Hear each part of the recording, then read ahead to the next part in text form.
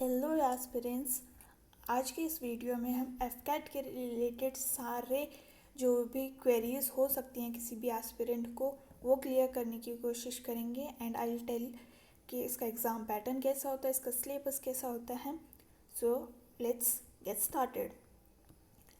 तो talking about AFCAT का full form, AFCAT is Air Force Common Admission Test.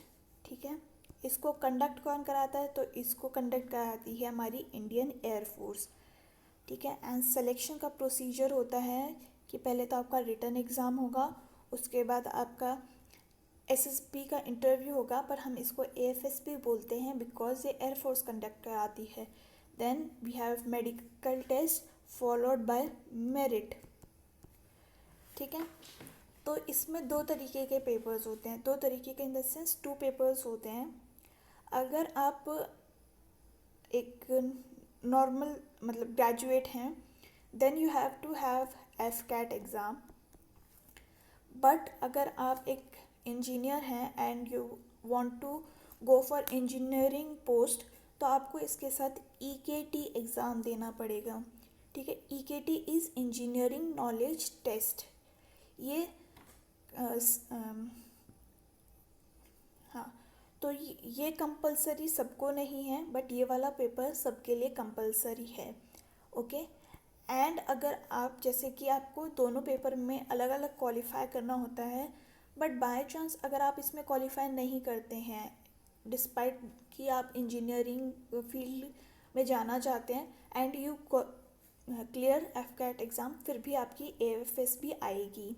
ठीक है, बट आप इंजीनियरिंग वाला ब्रांच नहीं चूज़ कर सकते। उसके बाद एग्ज़ाम का पैटर्न क्या होता है, तो जैसे मैंने एफकैट का एक पहले बताती हूँ मैं। तो ये दो एक ऑनलाइन एग्ज़ाम होता है, 100 मार्क्स के क्वेश्चन 100 होंगे, 300 मार्क्स का टोटल पेपर होगा, मतलब एक क्वेश्चन 3 मार्क्स का। ड्यूरेशन होगी 2 घंटे, जिसमें जो टॉपिक्स होंगे वो होंगे जनरल अवेयरनेस के, वर्बल एबिलिटी की, न्यूमेरिकल एबिलिटी की and reasoning and military aptitude. Verbal ability मतलब इंग्लिश का पेपर होगा ये आपका। ठीक है, तो ये 4 सेक्शंस हैं हमारे जिसमें हमारा एग्ज़ाम होता है एंड नेगेटिव मार्किंग होती है 1/3, दैट इज़ 1 मार्क्स की। ओके, अगर आपका ईकेटी भी है, दैट इज़ टेक्निकल आप स्टूडेंट हैं, तो आपका ईकेटी भी होगा, ऑनलाइन एग्ज़ाम है। It will be 50 questions and 150 marks, जिसके लिए आपको 45 मिनट्स दिए जाएंगे। एंड ईकेटी की ब्रांच जो होती है वो होती है mechanical, computer science and electrical and electronics. अगर आप इन्हीं ब्रांचेस के हैं या इनसे एलाइड ब्रांचेस के हैं, जैसे इलेक्ट्रॉनिक्स एंड कम्युनिकेशन हो गया यहाँ पे, इलेक्ट्रॉनिक्स एंड इंस्ट्रूमेंटल हो गया यहाँ पे, सीएस के साथ आईटी वाले भी दे सकते हैं, तो आप अगर इनसे एलाइड ब्रांचेस के भी हैं तब भी आप इसका फॉर्म भर सकते हैं एंड इसमें नेगेटिव मार्किंग होगी 1 मार्क्स की। ओके, मूविंग फॉरवर्ड, 2 घंटे का हमने पेपर बताया, नंबर ऑफ क्वेश्चंस 100 होंगे, +3 for each correct answer, -1 for each incorrect answer and no marks for unattended questions. Okay, moving forward, अगर हम सिलेबस की बात करते हैं तो एज अर्लियर डिफाइंड 4 सब्जेक्ट्स होते हैं, general awareness, English, numerical ability, reasoning and military aptitude. हम एक एक करके इन सभी के सिलेबस देखते हैं।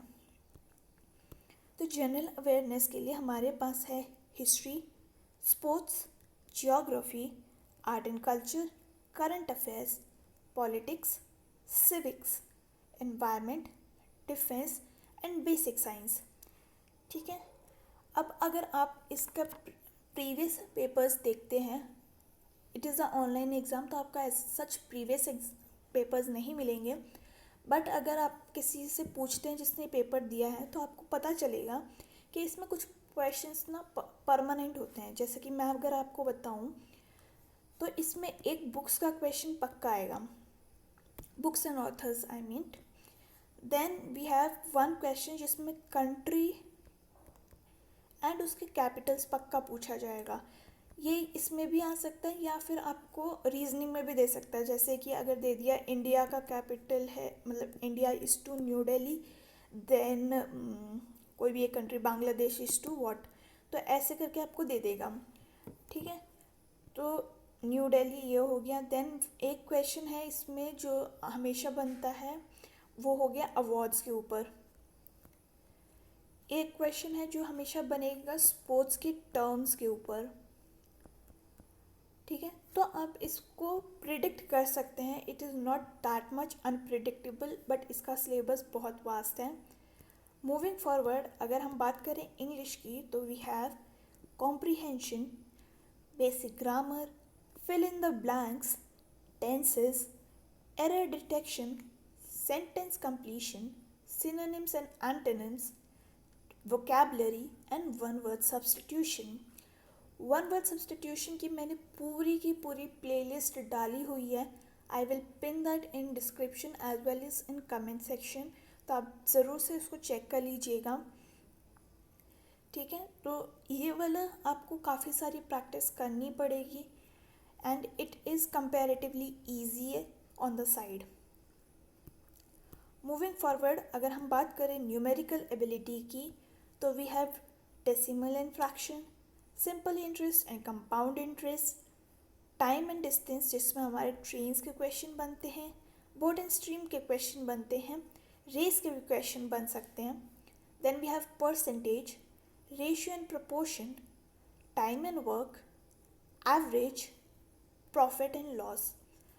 अगर देखो, अगर आपको एफकैट में अच्छे मार्क्स लाने, बिकॉज अच्छे मार्क्स आपको लाने पड़ेंगे, नहीं तो you might be married out, right. तो उस डिलेमा में क्यों रहना कि यार पता नहीं मिलेगा नहीं मिलेगा। पहले होता था कि क्या पीसी के लिए आपको, दैट इज़ परमानेंट कमीशन के लिए आपको हाईएस्ट मार्क्स लाने पड़ते थे, बट अभी पीसी उन्होंने बंद कर दिया है। तो still to get into merit, to go into academy, you have to have a good marks. ठीक है, उसके लिए आपको न्यूमेरिकल एबिलिटी पे वर्क करना पड़ेगा, क्योंकि कुछ कुछ लोग होते हैं वो फुल के फुल क्वेश्चन इसमें ठीक करके आते हैं, राइट। अगर उनका इसमें बढ़ गया मार्क्स, देन उनका रीजनिंग में भी बढ़ गया। रीजनिंग का हम सिलेबस पहले देख लेते हैं, फिर मैं स्ट्रैटेजी बताऊँगी। रीजनिंग एंड मिलिट्री एप्टीट्यूड, तो इसमें हमारा odd one out, analogy, Venn diagram, pattern completion, dot analysis, sequencing, blood relation, missing figures, figure classification, coding decoding and spotting the embedded figure. ये सिलेबस बहुत इजी है, बहुत ज़्यादा easy है, and you have to like पूरे के पूरे question इसमें सही होने चाहिए to get into the high merit. ठीक है, तो अगर हम इसकी स्ट्रैटेजी की बात करें, तो रीजनिंग और मैथ्स मिलाकर आपको इसका सारा का सारा मतलब ऑन द टिप्स होने चाहिए। ठीक है, क्योंकि वही है, जीके हमें पता नहीं कैसी आएगी, हमारा कौन सा शिफ्ट होगा, उसमें हार्ड आएगा नहीं आएगा, वी डोंट नो, बट इसमें हमारे फुल मार्क्स आने के चांसेस हैं। Then we have to have good command over our English. ठीक है, वोकैबलरी अभी से आप करना शुरू कर दीजिए, क्योंकि इसका पेपर होता है 2 बार इन साल में, दैट इज़ फेब में एंड अगस्त में। फेब अगस्त नेक्स्ट वाले फेब के एग्ज़ाम के लिए, दैट इज़ एफकैट 1 2024 के लिए ज़्यादा टाइम नहीं बचा है हमारे पास। It might seems a lot of time, but लोग लगे हुए हैं। ठीक है, अब तो नॉर्मलाइजेशन भी शुरू हो गया है, तो इट माइट हैम्पर। तो आप अभी से ही इसको शुरू करिए and continue this, focus on this.